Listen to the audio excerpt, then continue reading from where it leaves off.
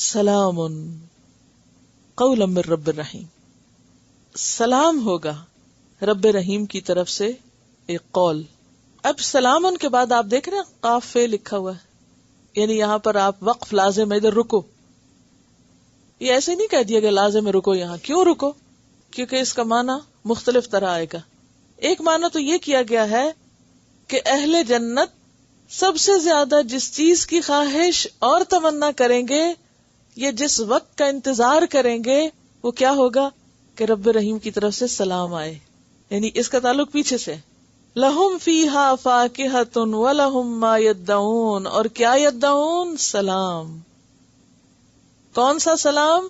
اگرچہ آپس میں بھی کر رہے ہوں گے، فرشتے بھی آ کے کر رہے ہوں گے، لیکن وہ انتظار رہے گا. قولا من رب الرحیم، رب رحیم کے قول کا. اس کو کیسے ایکسپلین کریں گے؟ آپ دیکھیں کہ دنیا میں سب سے زیادہ خوشی آپ کو کب ہوتی ہے؟ کس کا پیغام پا کر؟ ہاں ابھی آپ دیکھیں کہ مثلاً آپ کو دنیا میں طرح طرح کے میسیجز ملتے ہیں، کام کی باتیں اور بھی بہت کچھ آپ سنتے پڑھتے دیکھتے رہتے ہیں، لیکن کوئی آپ کو آ کے کہتا ہے فلاں شخص آپ کو سلام کہہ رہا ہے، فلاں نے آپ کو سلام بھیجا. ایسے کچھ لوگوں کے سلام تو بوجھ ہو جاتے ہیں، لیکن کچھ لوگوں کے سلام کیا ہوتے ہیں؟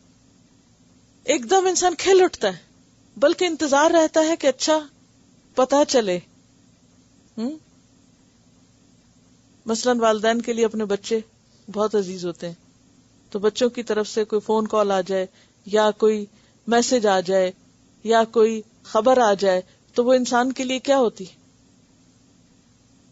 ہر چیز سے زیادہ خوشی کی. انسان کا دن کتنا اچھا گزرتا ہے، آج بات ہو گئی ہے. سارا دن آپ کام کر رہے ہیں اپنا، اور ساتھ ساتھ کیا کر رہے ہیں؟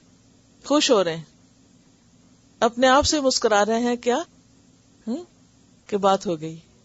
مثلاً آپ اپنے رشتہ داروں سے یا دوستوں سے یا عزیزوں سے ملتے بھی ہیں اور ملاقات بھی ہوتی، سب کچھ، لیکن وہ جو ایک خاص میسج ہوتا ہے نا، ایک انسٹنٹ میسج، اس کی اپنی ایک ویلیو ہوتی ہے یا نہیں؟ اسی لیے آپ دیکھیں کہ موبائل پہ میسیجز سب سے زیادہ انٹرٹینمنٹ کی چیز بن گئی. اسی طرح میسنجر پہ میسیجز، یعنی چاہے آپ نے فون کیا لیکن وہ جو ایک میسج کی بات ہے نا، تو یہ اللہ تعالیٰ کی طرف سے جو سلام کا پیغام آئے گا یا خود اللہ تعالیٰ فرمائیں گے کہ تم پر سلامتی ہو، اس سے جو خوشی ہوگی انسان کو، اور اس کا جو انتظار ہوگا اور اس کی جو طلب ہوگی. اب دیکھیے کہ جب تک بندے کے اندر کسی چیز کی طلب نہیں ہوتی نا، اس کا مزہ بھی کوئی نہیں ہوتا. جب تک آپ کو کسی چیز کا انتظار نہیں ہوتا نا، تو آپ انجوائے بھی نہیں کرتے. جو چیز آپ کو بن مانگے مل جائے، بغیر انتظار مل جائے، اس کو آپ نہیں انجوائے کرتے. اب اہل جنت سارا دن مزے کر رہے ہیں اور مشغولیات میں مشغول ہیں، ادھر آ رہے ہیں جا رہے ہیں، سب کچھ ہو رہا ہے، اور دھیان ان کا کس طرف لگا ہوا ہے کہ وہ سلام کا وقت کون سا ہوگا اور بات کب ہوگی اللہ تعالیٰ سے، اور اللہ تعالیٰ ہم سے راضی ہے. یہ جو بات ہے کہ اللہ راضی ہے اور اللہ تعالیٰ بندوں کو بتائے گا کہ آج کے بعد میں تم سے کبھی ناراض نہیں ہوں گا. اور پھر یہ کہ صبح و شام ان کو سلام بھیجا جائے گا اور فرشتے بھی صبح و شام داخل ہو کے سلام کریں گے. لیکن ان ساری چیزوں کے اوپر ایک چیز جو انسان کے لیے انتہائی خوشی کا سبب ہوگی، وہ کیا ہوگی؟ سلام. سلام قولا من رب الرحیم. سلام قولا من رب الرحیم اصل میں پچھلی آیت کے ساتھ ہی جا رہا ہے. یعنی سلام سیپریٹلی ایک الگ خاص چیز ہے. یہاں رک کے سوچو، ٹھیک ہے نا؟ سلام، رک جاؤ. سلام کس کا سلام؟ کون سا سلام؟ یعنی جسٹ ون ورڈ الگ کر دیا گیا آیت میں سے، روک کر.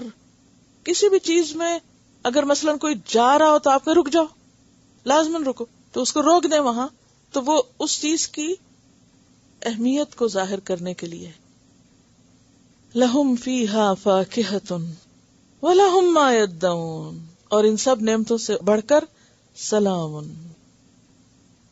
قولا من رب الرحیم. سورۃ الاحزاب میں بھی آتا ہے نا، تحیتہم یوم یلقونہ. کس کو؟ ہو کدھر جا رہا ہے؟ اللہ کی طرف. یوم یلقونہ سلام. ان کی گریٹنگز اس دن جس دن وہ اللہ سے ملیں گے کیا ہوگا؟ سلام. جو کچھ بھی انسان اللہ کی خاطر چھوڑے گا سب اس کو وہاں دے دیا جائے گا. دیکھیے یہ جو آیت ہے نا، وَفِيهَا مَا تَشْتَهِيهِ الْأَنفُسُ، جو بھی دلوں کی خواہش ہوگی وہ وہاں پوری ہوگی. یہ کوئی معمولی بات نہیں ہے. اور دنیا میں بندہ مومن اپنی ساری خواہشات کو کس کی خاطر چھوڑ دیتا ہے؟ اللہ کی خاطر. اب نماز کا وقت ہو گیا، اب یہ کام چھوڑنا ہے چاہے وہ کتنے پسندیدہ ہو. چلیے اس کی تلاوت سن لیجیے پھر آگے چلتے ہیں.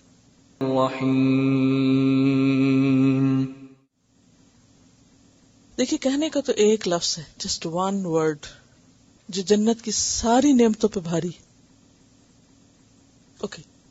وَامْتَازُوا الْيَوْمَ أَيُّهَا الْمُجْرِمُونَ، اور الگ ہو جاؤ آج کے دن اے مجرموں. وَامْتَازُوا، ممتاز، امتازہ، امتیاز، یہ لفظ آپ پڑھتے سنتے رہتے ہیں. روٹ ہے اس کا میم یا زائی. کہے گا کون؟ فرشتہ کہے گا. وَامْتَازُوا، الگ الگ ہو جاؤ. الیوم، آج کے دن. ایھا المجرمون، اے مجرموں، اے جرم کرنے والو، اے گناہگارو، نیک لوگوں سے الگ ہو جاؤ. جیسے سورۃ الروم میں آتا ہے نا، یوم تقوم الساعۃ یومئذ یتفرقون. اور سورۃ روم میں ہی آتا ہے یصدعون، الگ الگ ہو جائیں گے، چھٹ جائیں گے. دنیا میں وہ دو آپس میں رشتہ دار ہو سکتے ہیں، دوست ہو سکتے ہیں، کاروباری پارٹنر ہو سکتے ہیں، لیکن قیامت کے دن عمل کی وجہ سے الگ الگ کیٹیگری. اور اس وقت اللہ تعالیٰ فرمائیں گے الم اعہد الیکم، کیا میں نے تم سے عہد نہیں لیا تھا، یعنی تاکید نہیں کی تھی. اور کس عہد کی طرف اشارہ ہے؟ جو رسولوں کی زبانی لیا گیا. یا بنی آدم، اے آدم کے بچوں، اللہ تعبدوا الشیطان، کہ نہ تم عبادت کرو شیطان کی. اور عبادت کیا ہوتا ہے؟ التذلل، یعنی شیطان کے ہاتھوں مت ذلیل ہو، مت اس کی سنو، مت اس کی مانو، مت اس کے پیچھے لگو، مت اس کے اعلی کار بنو. انہ لکم عدو مبین، بے شک وہ تمہارا کھلا دشمن ہے. وان اعبدونی، اور یہ کہ عبادت کرو میری. ھذا صراط مستقیم، یہ ہے سیدھا راستہ. اور اللہ کی عبادت میں کیا کیا چیز شامل ہے بتائیے؟ ان اعبدونی ھذا صراط مستقیم، کہ پیچھے بھی آیا نا سورت کے شروع میں الا صراط مستقیم. عبادت کا لفظی معنی تو ہے الخضوع والتذلل، اور عبادت کا دائرہ کار کیا ہے؟ بندہ مومن کی زندگی کے ہر دن کا ہر کام جو اللہ کی مرضی کے مطابق ہو وہ سب عبادت ہے، خواہ وہ دین کا ہو خواہ وہ دنیا کا ہو. یہ پیچھے بھی میں بتا چکی ہوں، یہ کانسیپٹ آپ کو بہت اچھی طرح واضح ہونا چاہیے، کیونکہ اگر یہ واضح نہیں تو آپ کیا کریں گے؟ پھر صرف ریچولز کو عبادت سمجھیں گے اور باقی زندگی کو شیطان کے حوالے کر دیں گے.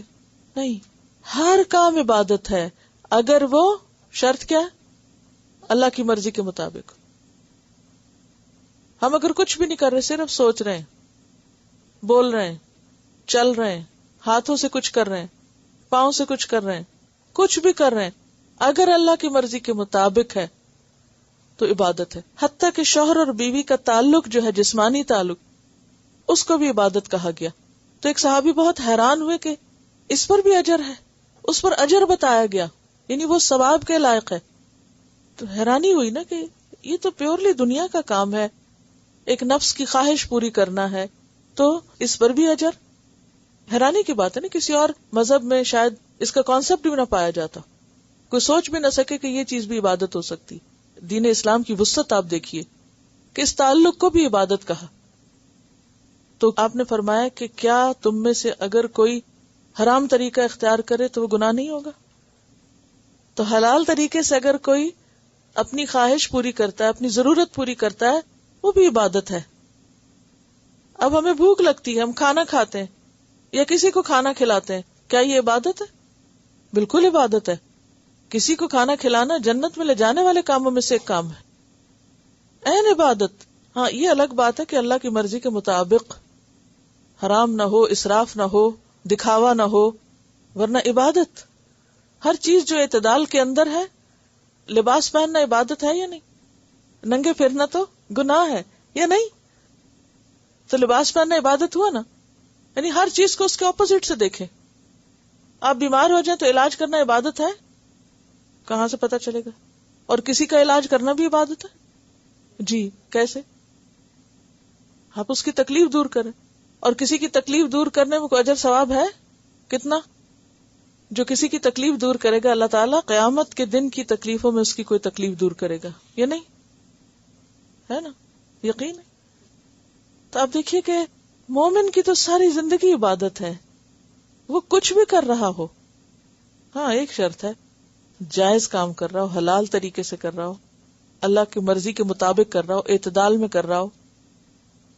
اگر کھانا آپ کھاتے ہیں جس سے آپ کے جسم کو قوت ملے اور آپ مزید اچھے کام کریں تو عبادت، اور اگر آپ ایسا کھانا کھا رہے ہیں کہ جس سے آپ کھا کر سست ہو کے بیمار پڑے تو وہ عبادت نہیں ہوگا۔ پھر جو آپ کو عبادت سے محروم کر دے وہ عبادت نہیں۔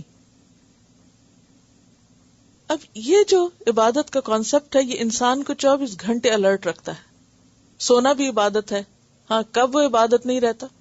جب آپ زائد ضرورت سوتے ہیں، نماز کے وقت پہ سوتے ہیں، وہ بھی عبادت نہیں رہے گا۔ تجارت عبادت ہے، ہاں اگر حلال جائز درست اصولوں پہ کریں عبادت ہے۔ وراثت کی تقسیم عبادت ہے، تو اس کا مطلب ہے کہ مال اکٹھا کر بھی سکتے ہیں۔ پھر کسی کا حق مارنا، غصب کرنا، ناجائز طریقے سے کمانا، دھوکہ دینا، فریب دینا، اپنے حق سے زائد وصول کرنا، یہ سب ناجائز ہے۔ اور پھر اس کے پیچھے پڑ کے اپنی عبادات ضائع کر دینا، کہ مثلا آپ نماز کے وقت میں کاروبار کر رہے ہیں، تجارت کر رہے ہیں، جمعہ چھوڑ کے آپ جاب کر رہے ہیں، وہ نہیں پھر حلال، وہ نہیں عبادت، وہ نہیں قابل قبول۔ تو یہ ہر انسان کو اللہ تعالیٰ نے ہر دنیا کے کام میں معیار دے دیا، اس کے لیے ضروری ہے کہ ہمیں پتا ہو۔ اسی لیے اپنی ساری زندگی کو عبادت کرنے کے لیے علم حاصل کرنا ضروری ہے، تاکہ ہمیں یہ پتا چل جائے کیا حلال ہے کیا حرام ہے، کہاں تک ہم کر سکتے ہیں اور کیا نہیں کر سکتے۔ اب شیطان کیا کرتا ہے؟ شیطان کا کام یہی ہے کہ ہم اچھا کام بھی کرنے لگے تو بیچ میں آ کے ایسا رنگ گھولتا ہے کہ ہم نیت خراب کر بیٹھتے ہیں، اور وہ عبادت بھی کیا بن جاتی؟ ریاکاری بن جاتی ہے، اور وہ شرک بن جاتا ہے، اور انسان کے لیے اچھا کام بھی الٹا مصیبت بن جاتا ہے۔ یہ ہے شیطان کی عبادت، یعنی کام آپ اللہ کے لیے کر رہے تھے، جو کرتے کرتے اس نے آ کے آپ کو بہکایا اور آپ نے اپنی نیت خراب کی، اور وہی کام جو آپ کا عبادت شمار ہونا تھا اب کس کی عبادت بن گیا؟ شیطان کی عبادت بن گیا۔ اور اللہ تعالیٰ اپنی عبادت میں کسی کو شریک نہیں کرتا، وَلَا يُشْرِكُ فِي حُكْمِهِ أَحَدًا۔ یا بنی آدم لا تعبدوا الشیطان انہ لکم عدو مبین وان اعبدونی ھذا صراط مستقیم۔ اور شیطان کا کام کیا ہے؟ صراط مستقیم سے ہٹانا، ادھر ادھر دوسری طرف لے جانا، اس کا دھیان بٹا دینا، اہم کاموں کو چھڑا کے غیر اہم میں مصروف کر دینا۔ وَلَقَدْ أَضَلَّ مِنْكُمْ جِبِلًّا كَثِيرًا وَلَقَدْ ثلاث مؤکدات، واو لام اور قد، ایک تاکید نہیں، دو نہیں، 3 دفعہ تاکید، بے شک بے شک بے شک، کوئی شک ہی نہیں۔ کس بات میں بے شک؟ اضل، اس شیطان نے بہکا لیا، گمراہ کر لیا، منکم تم میں سے، جبلن کثیرا بہت بڑے گروہ کو۔ جبل کا لفظ جبل سے ہے، جبل کس کو کہتے ہیں؟ پہاڑ۔ اور اس زمین پر سب سے بڑی چیز جو اونچائی میں اور بڑائی کے اظہار کے لیے استعمال ہوتی ہے وہ کیا؟ پہاڑ۔ کسی بھی چیز کو بڑا ثابت کرنا تو ہم کیا کہتے ہیں؟ پہاڑ جیسی، پہاڑ جیسی۔ تو جبل کا مطلب ہے پہاڑ جتنا، یعنی بہت بڑا، بہت بڑا گروہ۔ انسانوں کی بہت بڑی جماعت کے لیے جبلہ کا لفظ آتا ہے، والجبلۃ الاولین جیسے آتا ہے نا قرآن پاک۔ کثیرن بہت سی، بہت بڑی جماعت کو، بہت زیادہ لوگوں کو اس نے یقینی طور پر گمراہ کر دیا۔ جیسے سورۃ الانعام میں آتا ہے یوم یحشرہم جمیعا یا معشر الجن قد استکثرتم من الانس۔ جس دن قیامت قائم ہوگی تو اللہ تعالیٰ کیا فرمائیں گے؟ اے جنوں کے گروہ، یعنی شیطانوں سے خطاب ہوگا، قد استکثرتم، تحقیق تم نے کثرت سے لے لیے، من الانس، انسانوں میں سے، انسانوں کی اکثریت کو تم نے اپنا بنا لیا۔ کتنی اکثریت کو؟ حدیث سے کیا پتہ چلتا ہے؟ 99%۔ حدیث میں آتا ہے اللہ سبحانہ وتعالیٰ قیامت کے دن کہیں گے یا آدم، فیقول لبیک وسعدیک، آدم کہیں گے لبیک وسعدیک، فیقول، تو اللہ تعالیٰ فرمائیں گے من ذریتک بعثا الی النار، تیری اولاد کا ایک حصہ آگ میں جائے گا. فیقول، تو آدم کہیں گے یا ربی، اے میرے رب، وما بعث النار، آگ کا حصہ کتنا ہے؟ قال، اللہ تعالیٰ فرمائے گا من کل 1999، بخاری کی روایت ہے کہ ہر 1000 میں سے 999 999. اور یہ قرآن بھی بتا رہا ہے وَلَقَدْ أَضَلَّ مِنْكُمْ جِبِلًّا كَثِيرًا. اس نے تو 100% کا دعویٰ کیا تھا کہ 100% کو لے جاؤں گا.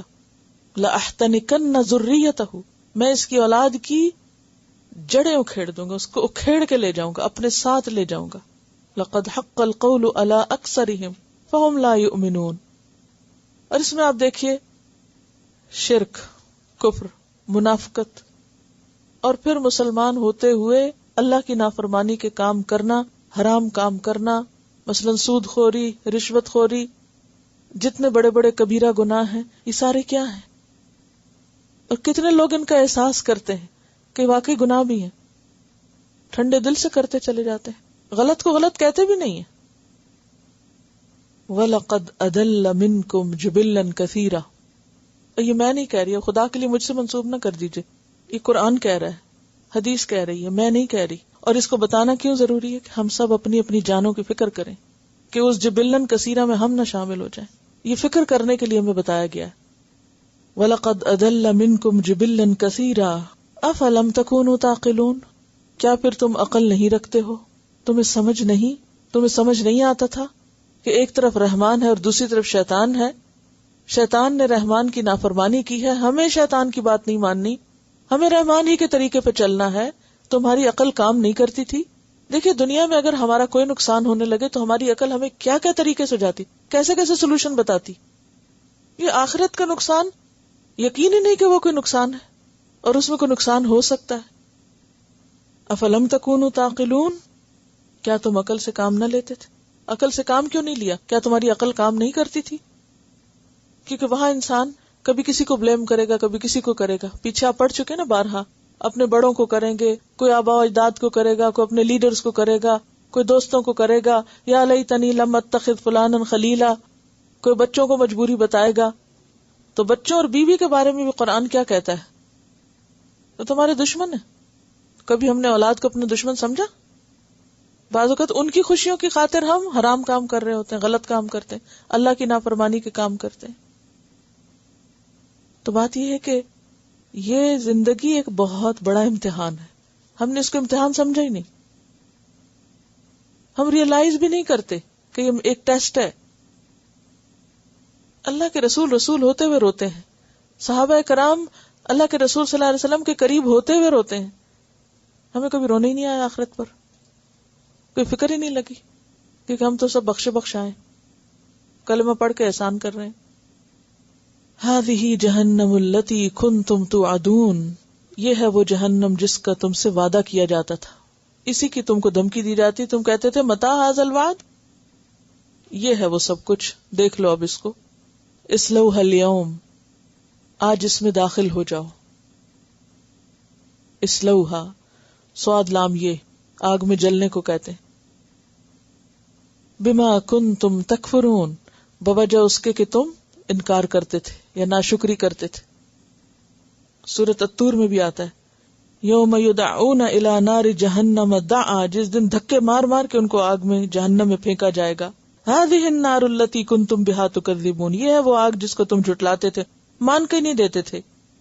افسحر ھذا، کیا یہ جادو ہے؟ اب جو تم دنیا میں کہتے تھے ہماری آنکھوں پہ جادو کر دیا گیا. ام انتم لا تبصرون، اصلوھا فاصبروا او لا تصبروا سواء علیکم انما تجزون ما کنتم تعملون.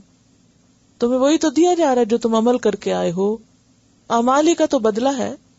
آپ دیکھیے کہ ہم سب اپنے ساتھ ایسی ایسی زیادتیاں کرتے ہیں نا، گھنٹوں ہم فضول باتوں میں لگے رہتے ہیں، بیکار قسم کی باتیں کیے چلے جاتے ہیں، ٹال مٹول میں وقت گزارتے چلے جاتے ہیں. اگر ہم ہر روز چند دن تک صرف آپ اپنے ساتھ ہی ایکسرسائز کریں کہ دن کے اگر 12 گھنٹے آپ ایکٹیولی کام کرتے تو اس میں کتنے گھنٹے پروڈکٹیو کام کرتے ہیں. کوئی آپ بہت سا وقت ادھر ادھر لٹک پٹک کے انتظار میں، کبھی بیکار کی سوچوں میں، کبھی بیکار کی گفتگو میں، کبھی ادھر بیٹھ گئے، کبھی وہ ٹی وی کھول لیا، کبھی وہاں کسی سے بات کر لی. کیا کر رہے ہوتے ہیں ہم؟ کیا مقصد ہوتا ہے اس سب کا؟ ہم سب اگر اپنا خود محاسبہ کریں اور کرنا چاہیے تو تب ہی ہم اپنے لیے سچے ہو سکتے ہیں. ہمیں فکر نہیں ہے، ہم نے اس سخت دن کو بہت آسان سمجھ لیا ہے. الیوم نختم علی افواہہم، آج ہم ان کے منہ پر مہر لگا دیں گے، سٹیمپ کر دیں گے، ان کا منہ بند کر دیں گے. ختم ہوتا نا سیل کرنا. کبھی کسی نے مذاق سے بھی آپ کے منہ پہ ہاتھ رکھا ہو تو کیا فیلنگ ہوتی ہے؟ کبھی بچے ایسا کرتے ہیں نا کہ منہ پر کھیلتے کھیلتے ہاتھ رکھ دیتے ہیں. کیسی گھٹن ہوتی ہے. یا کوئی آپ کو بولنے نہ دے، جب آپ بولنا چاہتے ہو تو کوئی بولنے نہ دے، اور خاص طور پر اس وقت نہ بولنے دے جب آپ کو اپنا کوئی دفاع کرنا ہو. بعض اوقات ایسا ہوتا ہے نا، کوئی شخص آپ پہ زیادتی کرتا ہے اور اوپر سے اگر آپ صفائی پیش کرنا چاہتے تو وہ بھی نہیں کرنے دیتا. وہ کس قسم کی گھٹن ہوتی ہے انسان کے اندر کہ جب آپ کے پاس ہو دلیل بول نہ سکے. دنیا میں تو ہم جھوٹ سچ ملا کے اپنی بہت سی صفائیاں پیش کر لیتے ہیں، لیکن وہاں سیل. الیوم نختم علی افواہہم وتکلمنا ایدیہم، اور بولیں گے ہم سے ان کے ہاتھ بولنے لگ جائیں گے. وتشہد ارجلہم، پاؤں بولنے لگیں گے، پاؤں گواہی دیں گے. کس بات کی؟ بما کانوا یکسبون، ہر اس چیز کی جو وہ کام کرتے رہے، جو کمائی کرتے رہے. ہاتھوں سے جو کیا، پاؤں سے جو کیا، وہ خود بول کے بتا دیں گے، کسی سے پوچھنے کی ضرورت ہی نہیں. سورۃ فصلت میں کانوں اور آنکھوں کے بارے میں بھی آتا ہے، اور سکن کے بارے میں، کھالوں کے بارے میں. حتی اذا ما جاؤوہا شہد علیہم سمعہم وابصارہم وجلودہم بما کانوا یعملون. سورۃ النور میں یوم تشہد علیہم السنتہم وایدیہم وارجلہم بما کانوا یعملون. اور انسان کوئی بھی بات چھپا نہ سکے گا. آپ دیکھیں کہ اگر آپ بات کر رہے ہوں کوئی اور اتنے میں آپ کا بچہ بول کے آپ کی تردید کر دے تو کتنی امبیرسمنٹ ہوتی.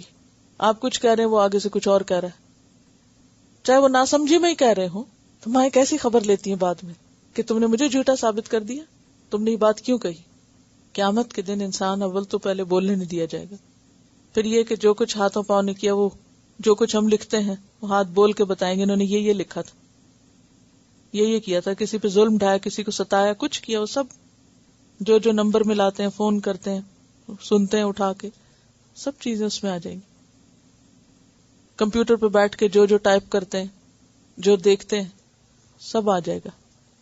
کوئی بات چھپا ہی نہیں سکیں گے. دنیا میں تو انسان نے چھپانے کے کئی طریقے اختیار کیے ہیں نا. یہاں تو ہم بہت کچھ ڈیلیٹ کر دیتے ہیں، وہاں تو کچھ ڈیلیٹ ہی نہیں ہوگا، ہر چیز خود بولنے لگے گی. وَلَا يَكْتُمُونَ اللَّهَ حَدِيثًا، جو باتیں ہم نے دلوں میں یا اندر چھپا کے چپ کے لوگوں سے کی، وہ بھی نہ چھپی رہیں گی، وہ بھی سامنے آ جائیں گی. الْيَوْمَ نَخْتِمُ عَلَىٰ أَفْوَاهِهِمْ وَتُكَلِّمُنَا أَيْدِيهِمْ وَتَشْهَدُ أَرْجُلُهُمْ بِمَا كَانُوا يَكْسِبُونَ. اور یہ سب کچھ کیا ہے؟ انسان کی کمائی. وَلَوْ نَشَاءُ، اور اگر ہم چاہیں، لَطَمَسْنَا عَلَىٰ أَعْيُنِهِمْ، ہم مٹا دیں ان کی آنکھوں کو.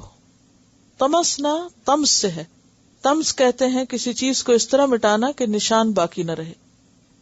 جیسے قیامت کے دن ستاروں کے بارے میں آتا ہے نا، فَإِذَا النُّجُومُ طُمِسَتْ، جس دن ستارے بے نور ہو جائیں گے، یعنی ستارے ہوں گے نظر ہی نہیں آئیں گے، ان کی روشنی ختم ہو جائے گی. جیسے دن کو ہوتے ہیں تو نظر نہیں آتے نا. طُمِسَتْ، اس وقت اگر آسمان پہ آپ دیکھیں تو ایک ستارہ نہیں آپ دیکھ سکتے. کیا ہے؟ ستارے بے نور ہو چکے ہیں ہر وقت ہوتے ہیں. انسانوں کے ساتھ کیا ہوگا؟ اللہ تعالیٰ فرماتے ہیں اگر یہ غلط کاموں سے باز نہیں آتے تو ہم ان کی آنکھیں مٹا سکتے ہیں کہ ان کو نظر کچھ نہ، بے نور ہو جائیں، آنکھیں دیکھ نہ سکیں. یہ مطلب ہے وَلَوْ نَشَاءُ لَطَمَسْنَا عَلَىٰ أَعْيُنِهِمْ، ہم چاہیں تو ان کی آنکھیں بے نور کر دیں، مٹا کے رکھ دیں، آنکھوں کی جگہوں کا نشان بھی نہ رہے. ایک مرتبہ کسی کی تصویر مجھے دیکھنے کا اتفاق ہو، ایک بچے کی جس کی ایک آنکھ کی جگہ تھی نہیں. یہ بعض اوقات آپ نے دیکھا ہوگا بعض لوگ نابینا ہوتے یا پیدائشی ہوتے تو اندر سے آنکھ بنی نہیں ہوتی، یا آنکھ ہوتی بھی تو کچھ دکھتا نہیں.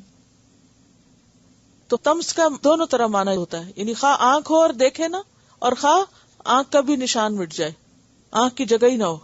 اگر ہم چاہیں تو ان کی نافرمانیوں کی وجہ سے ہم ان کی آنکھیں مٹا کے رکھ دیں. فاستبقوا الصراط، پھر یہ دوڑے راستے کی طرف. استبقہ کا لفظ ہوتا ہے دوڑ کے کسی چیز کی طرف جانا.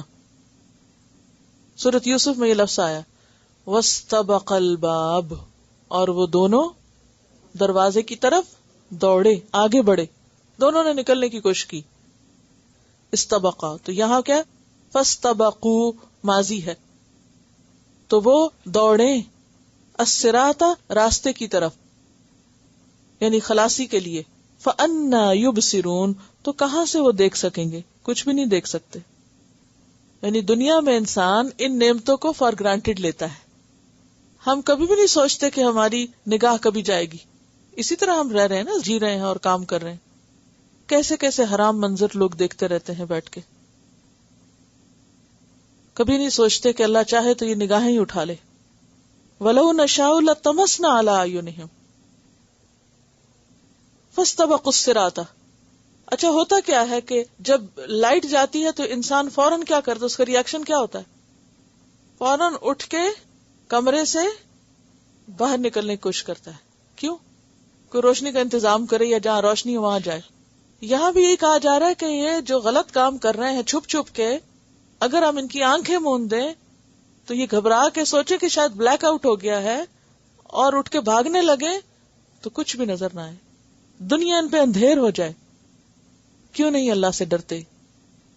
فَأَنَّا يُبْصَرُونَ، کہاں سے دیکھیں گے؟ وَلَوْ نَشَاءُ، اور اگر ہم چاہیں، لَمَسَخْنَاهُمْ، البتہ ہم مسخ کر دیں. مسخ ہوتا ہے صورت کو بگاڑنا، اور مسخ حصی بھی ہوتا ہے مانوی بھی ہوتا ہے. یہاں حصی مراد ہے. عَلَىٰ مَكَانَتِهِمْ، ان کی جگہوں پر، ہم انہیں ان کی جگہوں پر مسخ کر دیں، یعنی پتھر کر دیں. جیسے آپ کو وہ پیرش نیشنز میں ویژولز کچھ دکھائے گئے تھے نا، کہ جہاں کچھ لوگ جس حال میں تھے ویسے ہی پتھر ہو گئے، لاوا ان پہ گرا اور وہ وہیں کے وہیں آج تک کھڑے. کوئی لیٹا ہوا ہے، کوئی چل رہا ہے، کوئی کسی طرح کوئی کسی طرح. اس کو کیا کہتے ہیں؟ اسی جگہ پر ویسے ہی چھوڑ دیں، پتھر بنا کے چھوڑ دیں. لَمَسَخْنَاهُمْ عَلَىٰ مَكَانَتِهِمْ فَمَا اسْتَطَاعُوا مُضِيًّا، تو نہ وہ استطاعت رکھیں چلنے کی. مُضِيًّا مدا یمدی سے ہے مصدر. مدا یمدی کا کیا معنی ہوتا ہے؟ گزر جانا، چلنا. تو یہ چل ہی نہ سکے. ماضی کا زمانہ جو ہوتا ہے نا وہ بھی کس لیے کہ چلا گیا. ولا یرجعون، اور نہ وہ لوٹیں گے. کہاں نہیں لوٹیں گے؟ اپنی اصل حالت میں لوٹ نہیں سکیں گے. وَلَوْ نَشَاءُ لَمَسَخْنَاهُمْ عَلَىٰ مَكَانَتِهِمْ فَمَا اسْتَطَاعُوا مُضِيًّا وَلَا يَرْجِعُونَ. یعنی انسان اللہ کی نافرمانی میں بھاگتا پھر رہا ہے. اللہ چاہے تو جہاں بیٹھ کے وہ غلط کام کر رہا ہے وہاں سے اٹھ بھی نہ سکے، ہل بھی نہ سکے، چل بھی نہ سکے، وہیں کا وہیں پتھر ہو جائے، اس کی شکل بگڑ جائے. اور پھر انسان دیکھتا تو ہے کہ کس طرح قوتیں اس کی جواب دے جاتی ہیں. یعنی ٹھیک ہے اگر یہ انتہائی صورت کسی کے ساتھ نہیں بھی پیش آتی کہ وہ بالکل اس کی نگاہیں چلی جائیں آن کی آن میں، یا یہ کہ اس کی شکل بگڑ جائے، یا یہ کہ وہ وہیں کا وہیں ڈھیر ہو جائے، اس طرح ختم ہو جائے کہ وہاں سے اٹھ ہی نہ سکے، یا اس طریقے پر موت آئے کہ شکل ہی بگڑ کر رہ جائے. یعنی یہ صورتیں بھی دنیا میں ہو سکتی ہیں. اور اگر یہ نہ بھی ہو تو ہر شخص عبرت پکڑے کہ بڑھاپے سے تو کوئی بھاگ نہیں سکتا. وَمَن نُعَمِّرْهُ نُنَكِّسْهُ فِي الْخَلْقِ، اور جس کو ہم عمر دیتے ہیں ہم اس کی ساخت الٹ دیتے ہیں. نُنَكِّس، نقص، نون کاف سین. ناکسو رؤوسہم، کیا پڑھا تھا پیچھے؟ اپنے سر جھکائے ہوئے ہوں گے. کمر کو کبڑا کرنے کے لیے لفظ آتا ہے، جھک جانا، کیونکہ بڑھاپے میں انسان کا پوسچر متاثر ہو جاتا ہے. اس کے کندھے جھکتے جھکتے پھر کمر جھکتی ہے، پھر کمزوری کی وجہ سے اپنے آپ کو سنبھال نہیں سکتا. اور پھر آپ نے دیکھا ہوگا کہ بہت بوڑھے لوگ ہو جاتے ہیں تو چلنے میں بھی ان کے یعنی کہ پوسچر میں موڑ آ جاتا ہے اور مڑ جاتے ہیں، الٹ جاتے ہیں. یہ تو ہے حصی معنی میں. اور مانوی موڑ کیا ہے کہ انسان کی عقل الٹ جاتی ہے. یعنی حصی اور عقلی کہہ سکتے ہیں یہاں پر کہ حصی طریقے پر انسان کا جسم جو ہے وہ سارا ہاتھ پاؤں بعض اوقات مڑنے لگتے ہیں، ہڈیاں ٹیڑھی ہونے لگتی، کمر کبڑی ہو جاتی، اور اسی طرح عقل بھی الٹ جاتی. بوڑھا انسان بوڑھا ہو کر بچہ بن جاتا ہے، بات بے بات میں ہنسنے لگتا ہے، ضد کرنے لگتا ہے، رونے لگتا ہے، ایک بات کو بار بار کیے چلے جاتا ہے. ننکسہ فی الخلق، شکل بدل جاتی ہے. یعنی انسان کا پوسچر، اس کی شکل، اس کی عقل، اس کی روٹین بھی کیا ہو جاتی ہے؟ واپس بچوں والی ہو جاتی ہے نا. جیسے بچے کوئی کام نہیں کرتے، سارا دن ادھر ادھر ہوتے ہیں. تو بوڑھے بھی عام طور پہ کیا کرتے ہیں؟ جیسے بچے ٹی وی کے آگے بیٹھے رہتے ہیں، ہم نے ان کو بہلانے کے لیے بھی ٹی وی رکھ دیا.